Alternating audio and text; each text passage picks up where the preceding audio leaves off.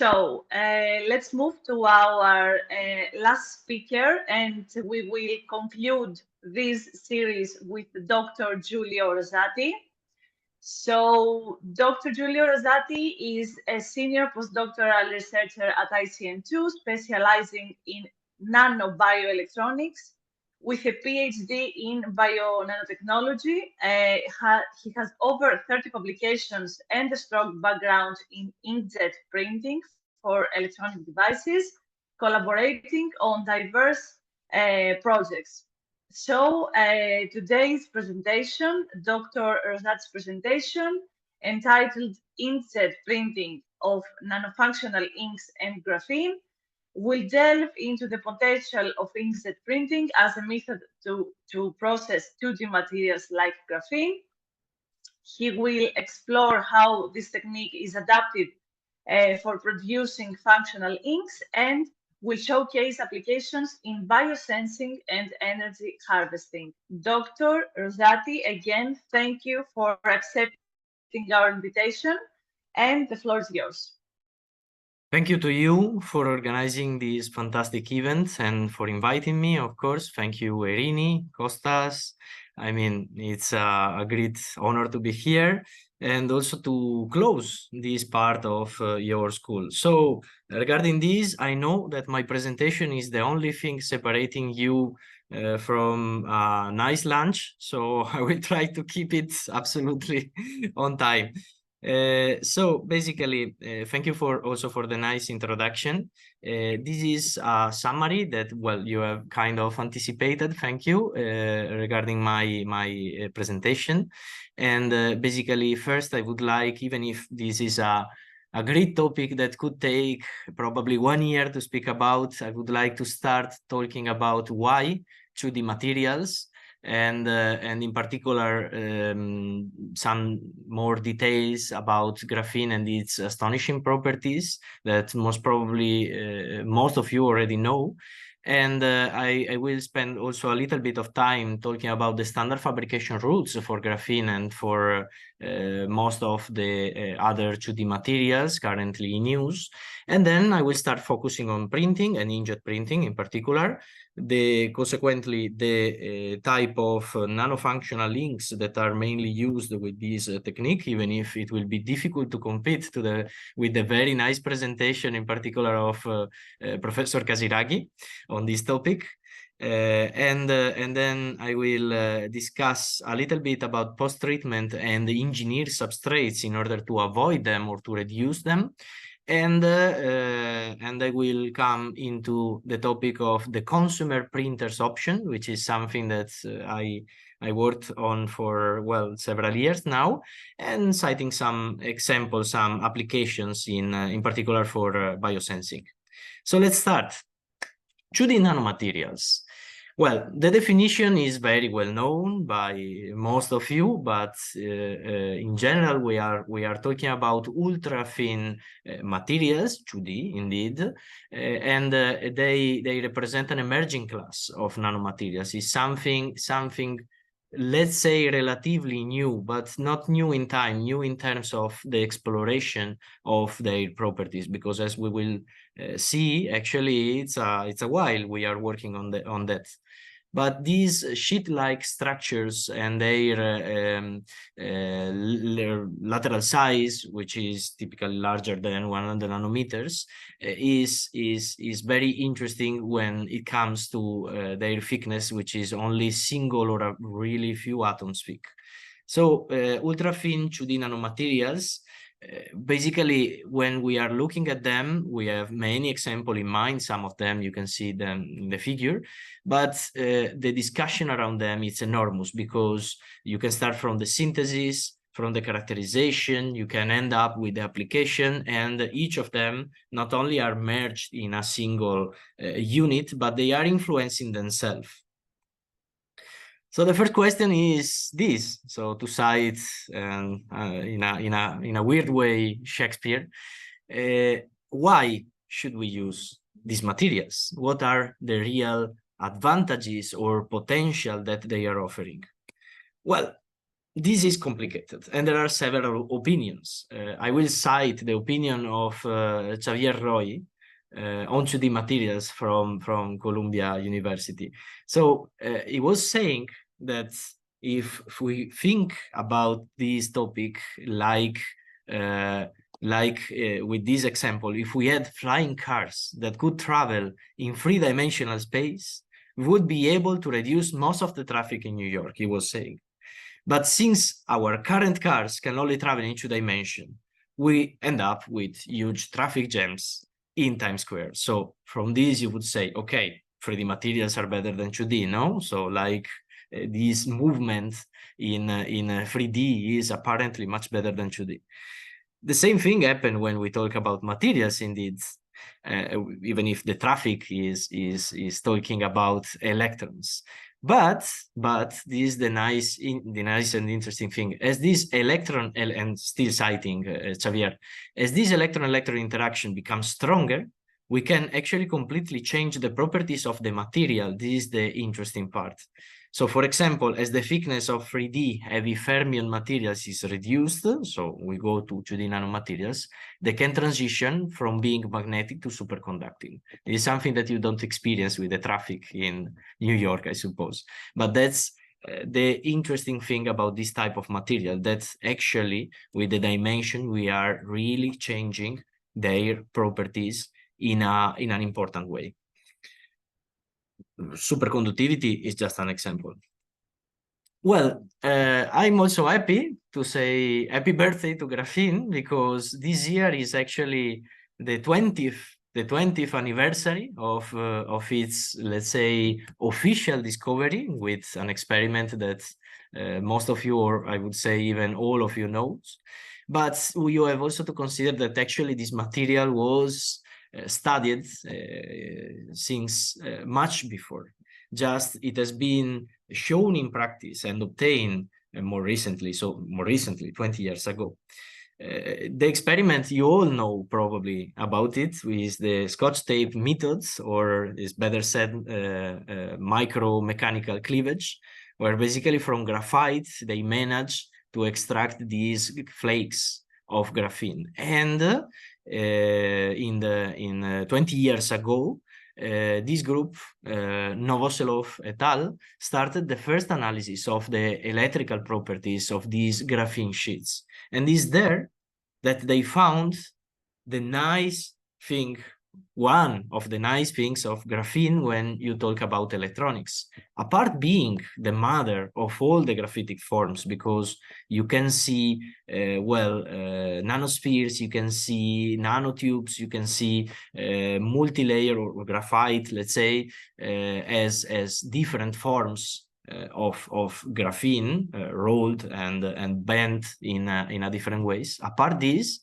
well, the nice thing is that it presents very, very peculiar electronic properties. So is a pronounced and bipolar electric field effect material, where these charge carriers can be tuned continuously between electrodes and holes in concentration N, as with very high concentration and very high mobilities in ambient conditions. So it's something that from the point of view of semiconductors is very, very peculiar and very, very useful. Indeed, on this way, a whole research area in graphene-based transistors and other electronic components start. But on this, I will not spend so much time, because I think that Professor Casiraghi expressed in her presentation much more than what I could do in 5 hours. But here I would like to come to very basic questions, because we have, I mean, here at ICN2, for example, we are in a pretty multidisciplinary group. So we have chemists, we have biologists, we have engineers, we have physicists, we have material scientists, and even despite, I mean, many years I've been here, we are always ending up in the same situation, the same conversation about graphene. So saying, what is graphene? Are we really using graphene in our sensor, or are we using multi-layer graphene? Are we using graphite thin films? Are we using carbon materials, what are we using really in our devices? Because as I will show to you, it's very difficult actually to be sure that you are using what is called graphene. But this comes to the number of layers. So the point is that, and still citing this work that you can see in the bottom of my slide, the electronic structure rapidly evolves with the number of layers, approaching the 3D limit of graphite at 10 layers. So very few, very thin material. You are already not seeing anymore in a strong way the properties that you were expecting. Only graphene, and to a good approximation, its B layer, so just 2 layers, has simple electronic spectra. So we are talking about zero gap semiconductors. This happens only for 2 layers mainly. So you already see that in most of the application in which 2 layers of graphene are very difficult to obtain, you are not actually being able to see these very nice properties. That's why the graphene for transistor most often is produced by bottom-up techniques, which are allowing for a better control of the number of layers. For 3 or more layers, the spectra become increasingly complicated. So you start to see different, several charge carriers, and the valence bands start, and the conduction bands start overlapping in an important way.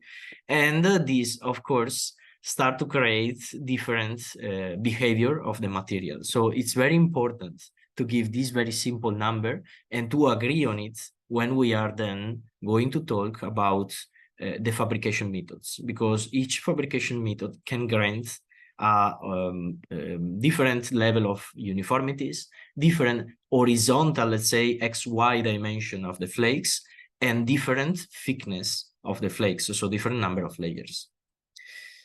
Here there is a very simple and I would say interesting overview of the approaches for the graphene synthesis techniques. As you can see, they are mainly divided in top-down and bottom-up. So the bottom-up are starting creating the crystals from bottom-up, so from the small ones, while the top-down are typically breaking bigger crystals in trying to obtain single or few layers of graphene. The techniques are many. Some of them has already been cited by the previous speaker.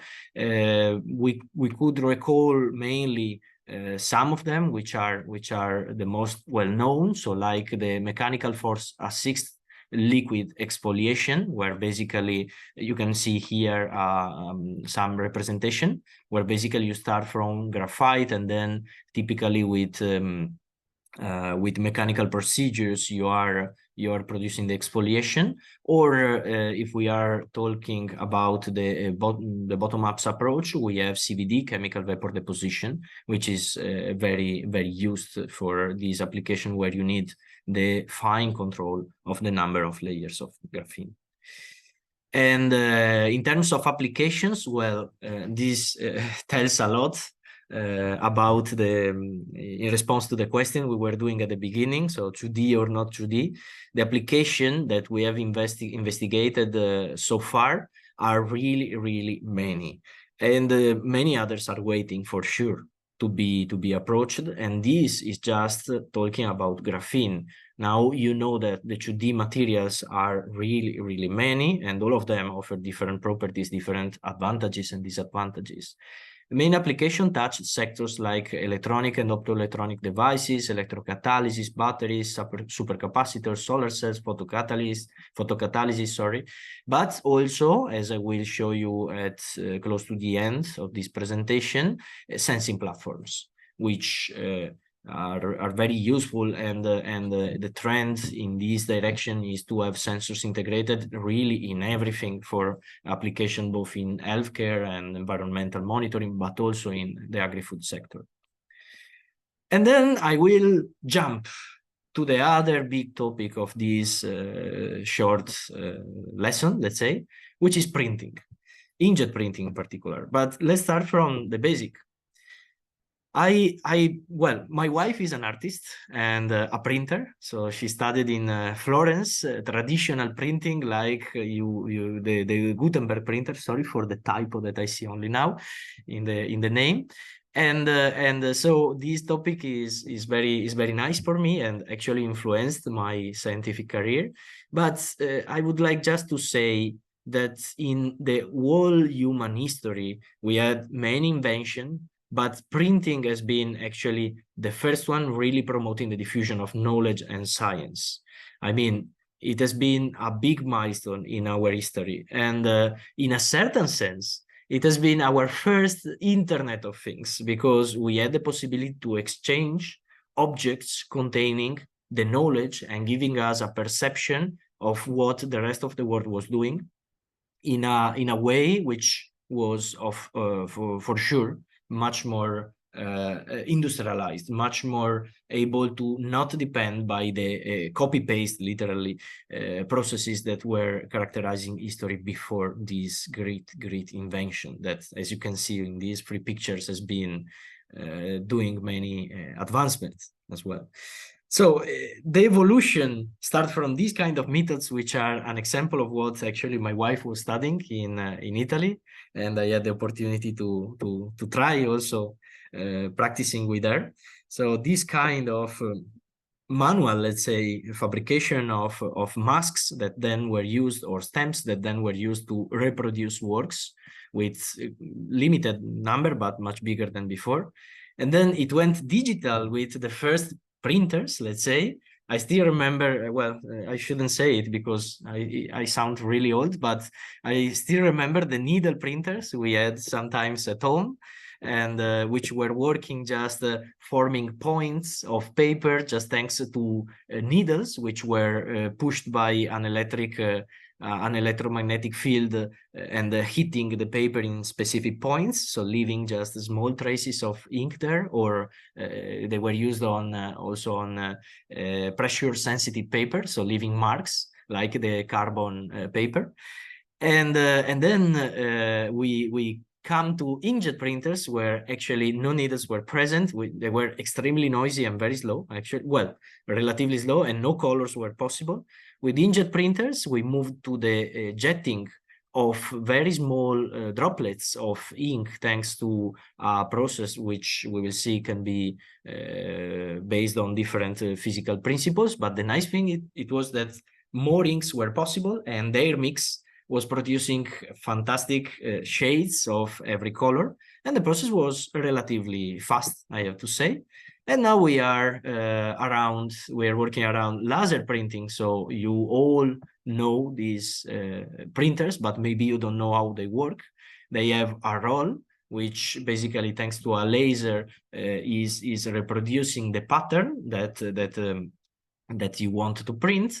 And where the laser is sensibilizing, let's say, sensitizing this material, this photoactive material, basically it leaves there a charge, an electrical charge, which is attracting the powder, the toner, and which remains there. And then the piece of the sheet of paper where you want to print is pressed slightly against this roll, heated up, so the toner melts and pass on the piece of paper.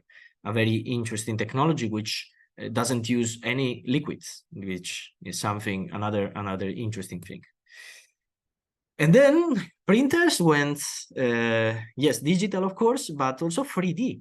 So we are now experimenting and living in a world where we can reproduce physical objects from digital data, which is a dream, I would say, came to reality. And I don't have to explain to the young people in this class this kind of techniques. I mean the huge impact they have. But there are different techniques they take advantage of, like extrusion printing, which is the most well-known, I would say, where you have a polymeric, typically polymeric filament, which is melt and extruded by a nozzle on top of an object, on top of a stage, which is moved in 2D. So lifting the extruder and moving the plate in 2D, or moving the plate in the stage in 3D, you can obtain three-dimensional objects, even if it takes time, because you have just this small nozzle which has to do all the movements. Then there are also sintering approaches, where basically you have a powder, a specific powder that can be of several materials, even metals, ceramics, several materials. You have a working area and a laser, which is basically melting, let's say sintering, better said, the particles of this powder in very specific patterns, and then you push down the stage. You put another layer of this powder on top, and you repeat the process. So you obtain this type of fabrication, which is actually typically faster. The laser is much faster than the extruder in the movements, and you can also use mirrors to optimize the speed of this.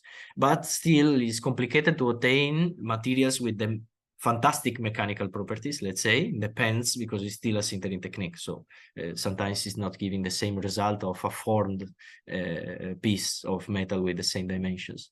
And then one very nice approach is the one based on two photons polymerization.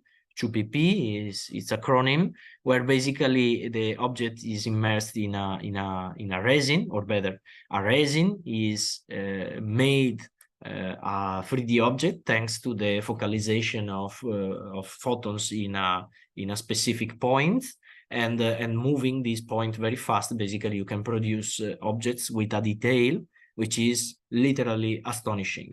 The materials you can use are not infinite for this technique. Typically, still based on polymers, mostly, not only, but mostly. But the results in terms of resolution are the best, I would say, with respect to all the other techniques. So now, after this overview of the printing world, let's focus a little bit more on inkjet printing. As I was saying, the method, the principle of an inkjet printer is basically a consumer one, okay? It's basically to have the substrate, well, typically it's paper, but it can be made also of plastic or other flexible material, or even conformable material sometimes. Basically, the substrate pass under the cartridges containing the ink, and these cartridges are mounted on a printed, which basically is made of many small holes, which are called nozzles. And the ink is pushed through these nozzles and jet on the paper, depending on the digital layout that you pass to the printer. So no ink is wasted. It's very different from, for example, screen printing, where you need several masks, one for each ink or color, and you waste a lot of ink. Here, in this case, there is no waste. It's the so-called drop-on-demand concept. No ink waste and total design of freedom for a very fast idea to prototype time. The jetting of the ink through the nozzles is typically based on two processes, can be based on two processes, a thermal one and a piezoelectric one. And as the names suggest, they are based on these physical characteristics. So in the thermal process, you have a very small resistor inside the channel where the ink is taken to the nozzle, and it warm up very fast, actually to extremely high temperature, but in really fraction of a second, and it vaporizes the ink in direct contact with it. So it creates a micro explosion. And the bubble formed in consequence of this is pushing the rest of the ink outside of the nozzle, jetting the drop. I would like to specify that even if the temperature is really extremely high, and the process is so fast, and it happens so far away with respect to the drop that is jetted, that the drop, even if it contains thermally sensitive material, is still conserving its properties, which is really fascinating. I read papers where they were printing with this technique enzymes without damaging them. So it's possible. Not saying that is the best approach, but it's possible. Piezoelectric process actually rely not on a heat or a resistor, but on a piece of material which has piezoelectric properties, so it deformates in presence of an electric current, and this change of shape produce the displacement of the ink, and therefore the jetting of the drop outside of the printed. But inkjet printing is an entire world, you know? So it sounds like something easy. Actually, there are so many properties you need to check of the substrates, the inks, the printer itself, that you can obtain everything or nothing. I mean, as anything, when you go into detail of any type of fabrication, I mean, you know, devils hide in the details. And you really need to work on this and to study to understand what you can do and how, more importantly, how to correct the issues that you will for sure find when you will use these things the first time.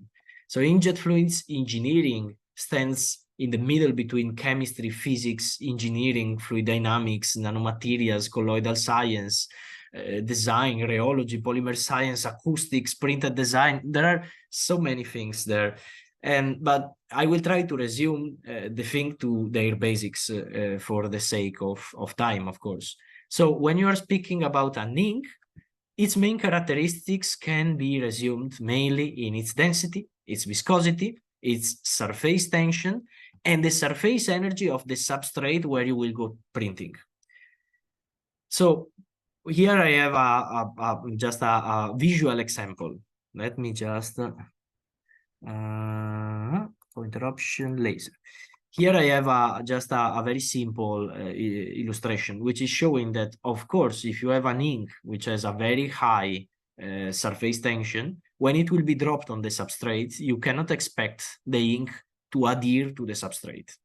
So it will form this kind of drop, which when it will dry up, it will create many type of different artifacts in what will remain on top of the substrate. With a low ink surface tension, you could expect something more like that. And with a very low one, you will have a kind of uniform coverage of your substrate. Of course, obtaining, if in this ink you have a nanomaterial, different thicknesses of the nanomaterial on top of the substrate. And of course, obtaining a different level of resolution in each of these situations, because the bigger the spreading of the drop on the substrate, the lower the resolution of the structure you can fabricate, but the better the homogeneity of the ink. So there are many things, as I was saying. Also, the viscosity, for example, is also changing the type of drops that you are generating while printing. Here you have an example of the drops which are ejected by the nozzles. By the way, we are talking about typically 1 to 10 picoliter in terms of volume of these drops. As you can see, well, it's behaving like any liquid, but in terms of viscosity, this tail that you can observe after the drop, the main drop, in this case is basically reabsorbed by the drop in an elastic process, which is modifying its shape until stability is reached, as you can see. But if the viscosity change a lot, this tail will take so much time, okay, to try to merge again with the main drop, that sometimes it's not possible, and it separates in a secondary drop, which sometimes reconnect to the first one, and some other times not, as you can see here. Even you can have a third, a fourth, a fifth secondary drop, and this creates a blurry deposition of your material, because you will have what are called satellite drops. So this is just an example to say that you have really to deal carefully with the parameters of your ink, of your substrates, and of your printers.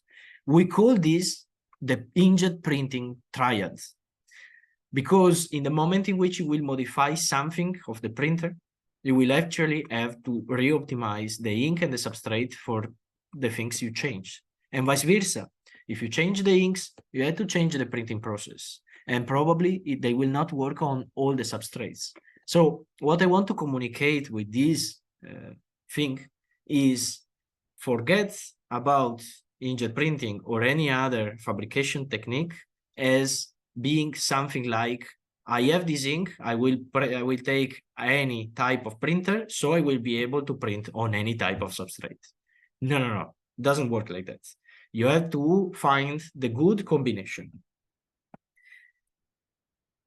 So Inkjet printing, we have talked about it in general so far, but we are going to discuss it here in this lesson regarding material deposition. So we are not just depositing colors for the sake of our artistic soul, but we are trying to use it to deposit materials, and in particular, nanomaterials, and very in particular also 2D nanomaterials like graphene, as we were discussing. This is not something new. It has been done by many groups, as also Professor Kasiragi was showing with their excellent results, and is something which is potentially infinite because you have freedom in the layout, freedom in the selection of the inks, in the selection of the substrates, and of course of the applications. Here we can see some RFID tag nanosensor fabricated by conductive nanoparticle-based inks and conductive 2D materials-based inks. Here we can see the combination of different 2D nanomaterials in their printing in order to obtain different layered structures. And you can also, something that we are doing in our group, you can, for example, change the density of the material, changing the quantity, the relative quantity of ink that you print with the different channels of the printer, with the different colors. Something else that we are doing, for example, is experimenting 3D printing performed by normal consumer or research grade 2D inkjet printers. Because if you cure rapidly the ink in real time when it's printed, you can obtain this type of accumulation of the, in this case, silver nanoparticles. And as you can see, you can create microneedles, useful for many type of wearable biosensing applications. We are publishing a paper and presenting these actually in a conference for the first time the next week. And when it comes to the first point, so the selection of the inkjet printer, it's a big mess because there are few brands selling research grade printers like Dymatix, Pixtro, and Zerodrop are the most famous one, but there are also others. And as you can see, the scale of the printer, not only the physical scale, but also the scale of the fabrication that it can allow. Consider, obviously, this picture is not to scale. Okay, this is a computer. So this is a pilot line that Zerodrop is selling for industrial inkjet printing fabrication. This is a semi-industrial product they are selling, which is also capable of several post-treatments, irradiation with UV and infrared light and other things. While these are desktop products, which are still very, very impactful in terms of the research you can do. And then there is the other choice, the consumer printers, because nobody said that they are so much worse with respect to this one so far. Because actually they allow to do something which is really interesting and typically not allowed in other printers. They have the multicolor option, so you can print more than one ink per time, and you can print layouts where you have different layers or where you mix the ink during the printing. And they have many nozzles. So like a printer like this can have up to 1,000 nozzles, and they cost nothing. There are different brands available. And of course, you cannot go down to the control of all the single printing parameters, but you can study how to influence them with the options they make available. And here comes the dream. So the perspective of one of my main research lines, which I called ubiquitous printing, which is the idea to be able to optimize not the printers, but the inks and the substrates to work with these printers, okay? Being able to fabricate the sensors we need or the devices we need literally at the point of care. Is not use at the point of care, is fabrication at the point of care, is total freedom of customization.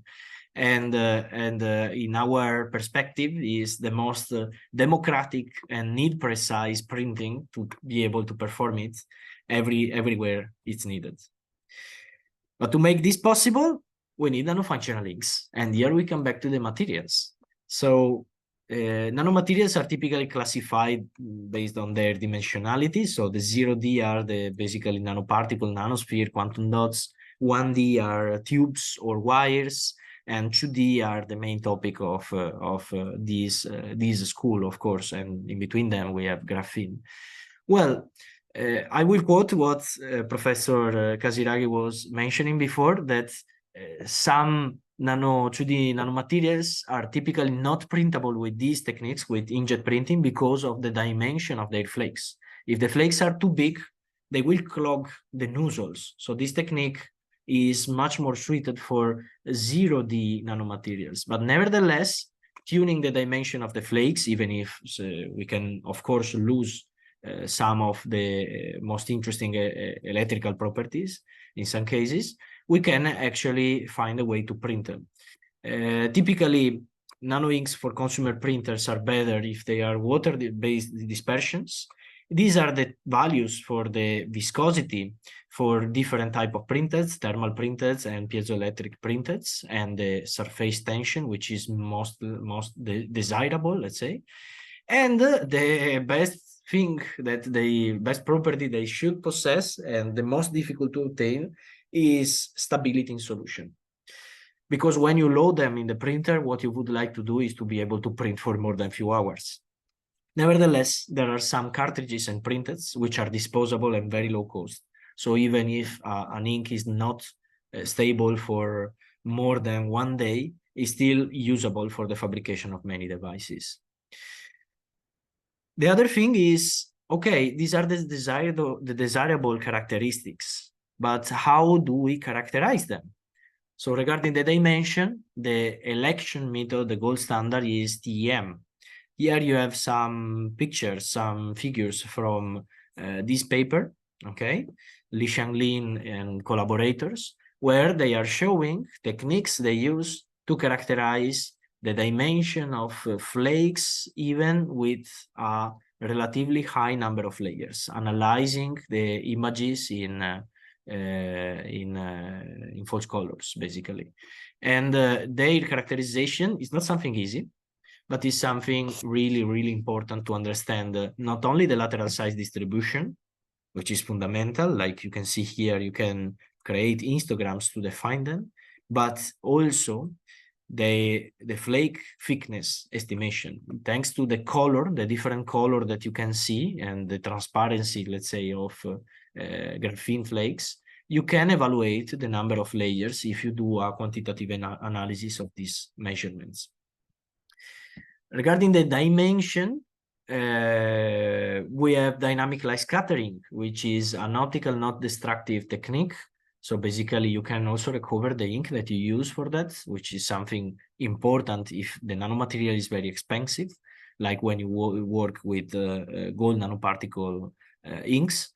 And you can evaluate the hydrodynamic size of nanoparticles in solution. It can be used also for graphene, but sometimes it can generate artifacts. The fact that we are measuring structure which have not the same dimension from all the perspectives, from all the points of view. So it's recommendable not to use this technique alone to characterize the dimension of your flakes. And then viscosity. So here, viscometers are commonly found equipment in many laboratories, but their correct use for this type of materials is not trivial, because this material, depending on the additives that you put, and in the market there are a multitude of additives, stabilizer, and solvents in order to obtain inks with different stability and different characteristics. I put here just some of some known formulation, let's say. So the study of this is not easy, and again, also this equipment is not destroying the material if you use proper parameters, let's say, and it's based on the measure of the torque and the angular velocity in order to define these rheology, so-called rheology numbers, so basically the shear stress and the shear rates, which allow to define the viscosity of the material. While for the surface tension, typically, The machines used are one of the most common way to measure them is using the same equipment that it used to measure the contact angle, performing what's called the dependent drop measurement, which is the last one in this list. But as you see, there are many ways to measure it. Here at ICN2, we use this method, for example, and this is very, very, very important, this type of characterization, in order to be sure that your ink are printable. Before going to the substrates, and then I will start with some application problems. Well, you can characterize your material, and of course, you can add several additives in order to adjust surface tension and viscosity. But most of the people doing this approach, they forget that they will obviously change the property of the material itself. So, of course, you will change the concentration of the material, and you can change the conductivity of what you obtain after having printed the material.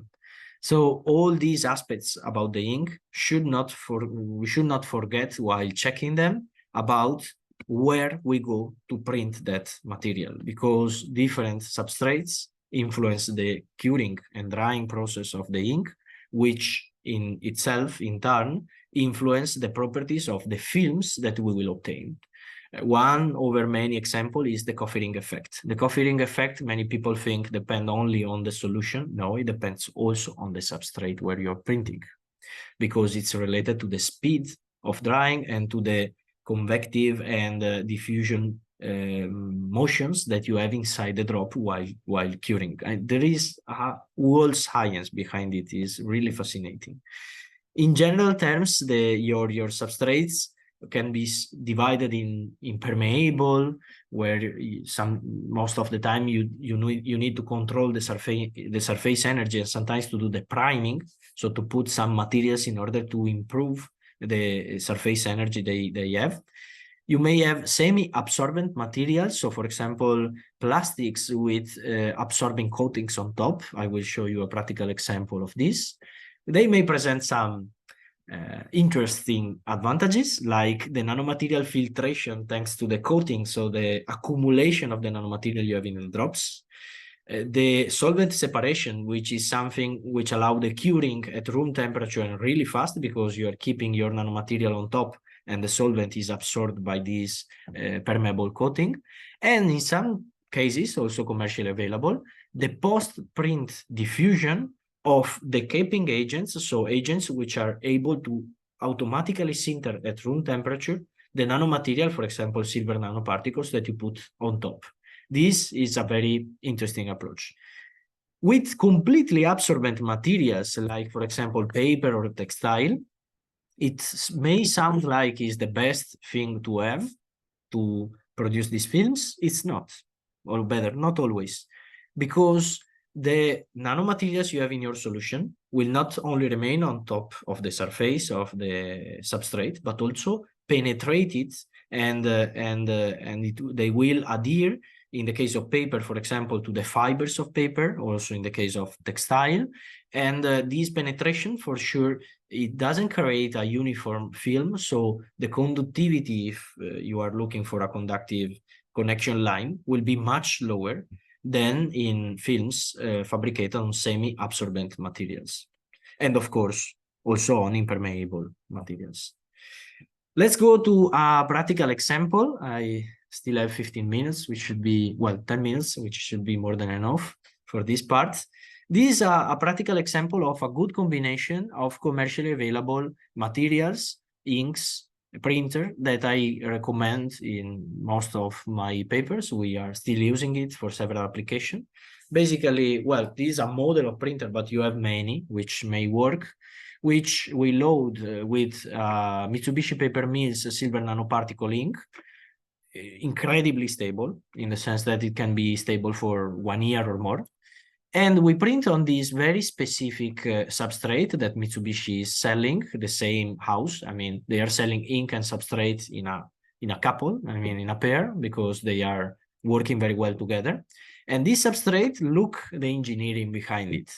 The substrate is basically made of PET, okay, at the bottom. And then on top, there is this microporous layer, which is basically filtering the silver nanoparticles which are present in the ink. This silver nanoparticle, of course, accumulates on top, but they are still having a dispersing agent on their surface in order to avoid clustering and clogging the printed nozzles.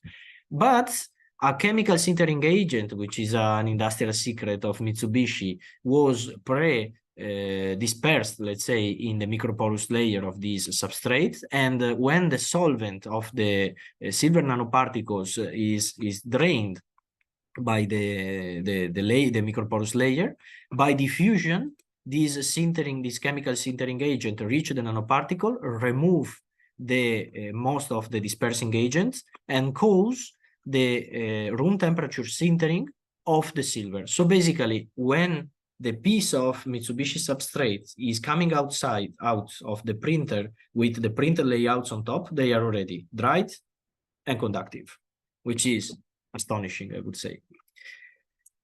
In general, nevertheless, we are not always finding ourselves in that very nice situation. So we typically need post-treatments after our printing. So in the case of nanoparticles, this is typically needed for the sintering of the nanoparticles, so to obtain a film which is conductive. So to create these kind of necks between the nanoparticles.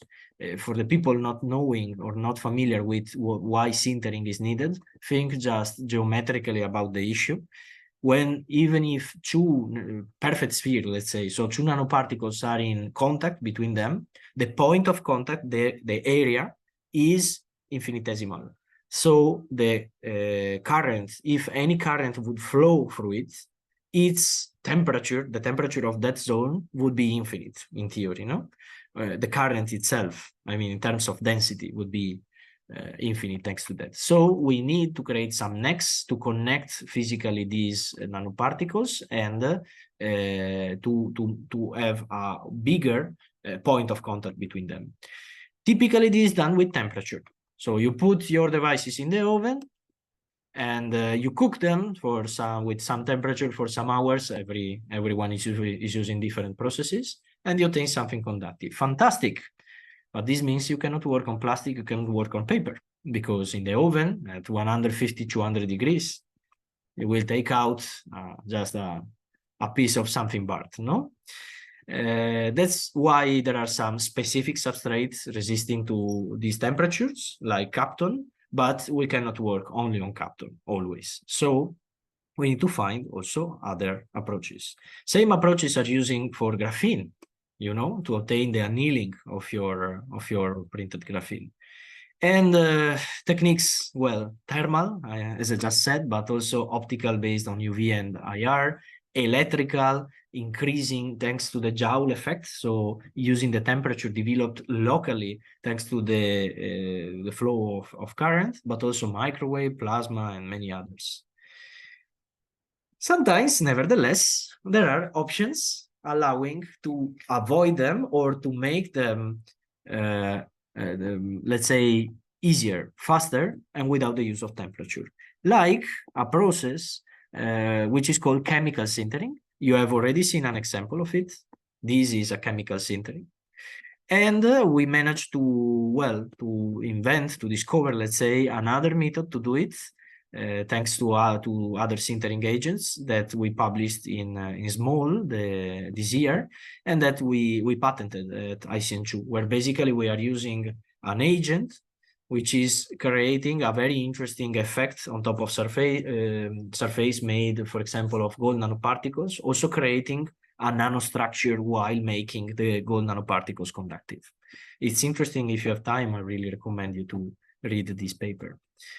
And regarding graphene, we have done some work, of course, and we had the pleasure to have Laura doing a master thesis in our group, supervised by one of my PhD students, Massimo, the inventor of and the main author of the sintering method I was talking about. And we tried to make graphene printable with consumer printers, like, for example, this is an Epson printer, the same model that I indicated to you before. Here you can see where the cartridges are placed on these basically carts collecting the ink from them and pushing it through a very big number of nozzles. This slight line that you see are many nozzles in a line. As you can see here, these are the nozzles. These are two of them, for example, and this is the diameter of one of them. And basically, we purchased a commercially available graphene ink from Saxonia Tech and TUD Dresden. So university is a spin-off of that university, is fabricating it. And we have characterized the average size of the flakes by TEM and SEM, as I was saying before and after sonication and centrifugation for different times. So we have managed to obtain a good definition, let's say, of both the size and the polydispersity index, which is very important to understand, I mean, how much uniform is your ink in terms of dimensions. These are some of the results, okay? These are the histogram representing them. And as you can see, with respect to the pristine graphene flake size distribution, after 5 hours of sonication, most of the flakes in our ink were much lower in terms of dimension, where we have put our limit around 500 nanometers. You can see that still some bigger flakes are present, but they are a minority. So, of course, they may clog the printer in the long run, but for relatively short times of printing, it was very good. We have characterized by XPS the structure of our graphene materials, finding that the properties were pretty much well conserved after the sonication. And we have tried to print them, putting different formulations, like this printing buffer, which is a buffer we use to make sure of having the good viscosity and the good surface tension, or water, for example, just water. We have seen how they look with the printing of several layers. Here we go from 1 layer of the material up to 10 layers. And as you can see, some of them were not printable at all. But for the one printable, we could actually recognize some of the flakes of the material by SEM. So this, more or less, that's all regarding what I would like to present regarding fabrication, characterization, and inkjet printing. We'll go now very fast through some of the applications we are studying. And most of them are in biosensing, where some of the mechanisms we are using are label-free, aptamer-based, and DNA-based electrochemical devices, where you have single-stranded DNA, typically, which is labeled with a redox active group, like in this case methylene blue, and the binding with the target compound, which in this case is a protein, but it can be also another DNA segment, is changing the conformation of this DNA and taking this methylene blue redox active probe closer or farther from the surface, changing the signal that you can read by electrochemical measurements like square wave voltammetry. We use this approach for many applications on inkjet printed gold devices fabricated with our sintering method, which allowed us to obtain nanoporous surfaces, so a much bigger surface to volume ratio in our material, granting a big sensitivity, an increased sensitivity. We have done, for example, CRISPR-based amperometric devices we have fabricated, which are using CRISPR to detect E. coli and other bacteria in the hospitals, thanks to a collaboration with the University of Pisa in Italy. We compared the properties with these methods with screen printed electrodes, finding that our inkjet printed devices are much more sensitive with respect to the commercially available options for screen printing. And we have found that we are in the good concentration range with respect to the standard methods to detect this kind of bacteria, of course. We still need amplification, but we are also working in a future publication, I hope at least, on an approach to integrate in the devices also an amplification step.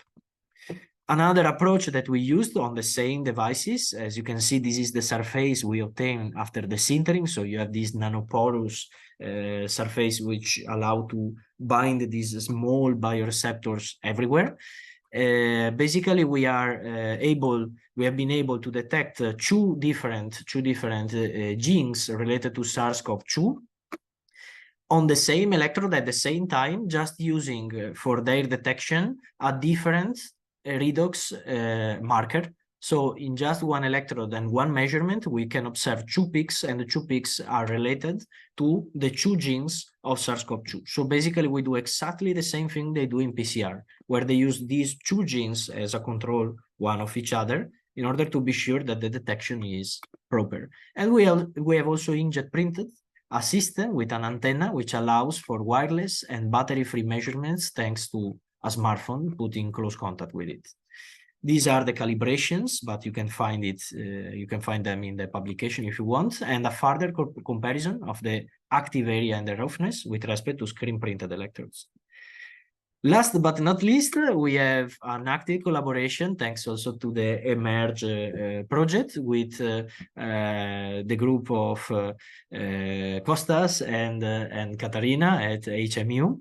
So the organizer of this fantastic school. Thanks again for inviting me.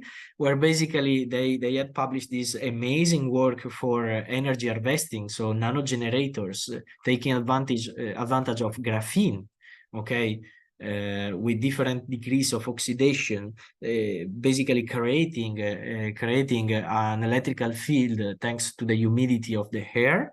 In our collaborations, we managed to print the graphene-based and the reduced graphene oxide-based materials they have fabricated together with our silver nanoparticle-based inks for these interdigitated electrodes, thanks to our consumer printers, showing and proving that with this approach, we can fabricate this type of devices. We manage also to combine with these inks P.PSS, and actually this took to a very nice change in the voltage output related to the humidity. As you can see, the timing is very good. I mean, the response time is very good.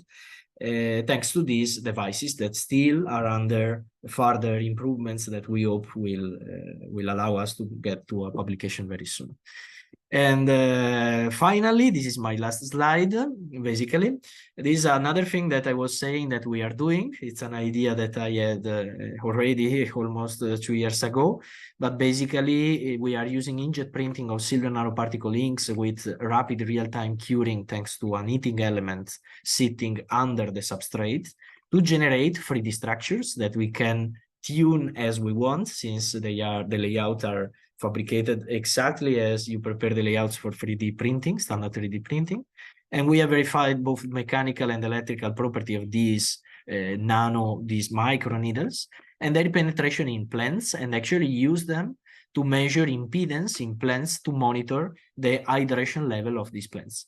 I will present these results for the first time in a conference next week, so you have been the first one knowing about them, but we are also confident that they will be published very soon in scientific reports. So finally, thanks for your attention, thanks to the organizer, and as I was promising, well, 1 minute for questions, sorry. I hope to be a bit faster, sorry. Thank you so much, Dr. Rosati, for this truly inspiring presentation. Actually, yes, we have 1 or 2 minutes for a few questions. So I will start with the first one. Yeah. From Mr. Khalid. Is the resolution of inkjet printing a significant limitation when fabricating high-quality films with graphene-based nanofunctional inks? Yes, absolutely. But it depends on your application and on the type of printer that you use, and on the type of method that you use, because the resolution in inkjet printing is varying a lot. Of course, it depends on the volume of the drops that you are jetting, but also on the specific technique. For example, aerosol jet printing is granting resolution 10 times lower with respect to standard consumer inkjet printers. electrohydrodynamic printing, which is still considered inkjet printing, grants resolution much lower with respect to aerosol jet printing. So what I really agree with you on is that you have to be sure that the resolution of your fabrication is meeting your application. But how to do it? Well, you can select the most resolved technique ever and go in the clean room and do everything there, being sure of it. Or you can really try to understand what's the minimum resolution required by your application and decide which inkjet printing method to use to try to do it outside of the clean room. But of course, it's an important parameter in the choice of these techniques. Thank you. Another question is, thanks for the insightful presentation. Could you please comment in the conductivity of the ink after printing? Yeah, of course. This is another very interesting thing. On average, if we are talking about silver nanoparticles, which are some of the best performing inks in terms of conductivity, you are typically approaching conductivities up to, I think, 5% of bulk silver, maybe 10% in some very good cases. So it's not like printing pure silver, but it's very high. And consider also that it strongly depends on the post-treatments that you perform on your device. So there are some which are more impactful than others, of course, some which are modifying your material only superficially and not in the bulk, let's say, of these thin films. Consider that you are typically printing structures with thicknesses under 1 micrometer, even with consumer printers. So it really depends, but there is an upper limit that we reached so far in this sector. And I don't want to give you a precise number because I don't remember it precisely, but I remember it was in the range around 10% of bulk silver conductivity, which is still a lot. Thank you. Actually, we have a lot of comments saying excellent presentation and work. Thank you. It's because it's the last Also, one. Just because it's the last one. no. Also, Professor Kasiragi says, "Hi, Giulio. Thanks for the nice talk." Well, that's an honor. And I don't think that Said from her. we have time, unfortunately, for more questions, but I will close this webinar series with a funny comment, which says, "I was wondering about making a beautiful tattoo on my skin. Now, after this conversation, I do not feel the need anymore." Thanks. Fantastic. Thank you again, Dr. Rosati, for accepting our invitation and your great presentation. So the webinars for the Internship School have now concluded. We would like to extend our sincere thank you to all of our speakers for accepting our invitation and sharing their valuable insights with our participants. And a big thank you also to all of our participants for your engagement and enthusiasm during these sessions. I would like to add that all the participants will soon receive an informative email regarding the next steps for the hands-on training at ICN2, scheduled for the end of February. And thank you once again, and we hope to see you again in future activities. Also, I would Kostas, like to thank you want to add something? I would like to thank Irini from my side for the excellent coordination. I was silent for the last 2 days. I have COVID since Wednesday, so Irini took the lead. I would like to thank Giulio for this excellent presentation and all the speakers and all the applicants for the attendance in the school. So I think, Irini, we will collect now the questions from the speakers, and then we will upload everything in the Moodle platform. So we will send all the slides and the videos, the recordings we will upload everything in the Moodle platform. Everybody can enter, study again the presentations. And by the end of the month, I think we will set one day open for everybody during this day, you can have the option to enter the Moodle test and take the test. You can take the test once, and then automatically we will collect the marks. And I think the best, let's say 25 applicants or 20, we will see.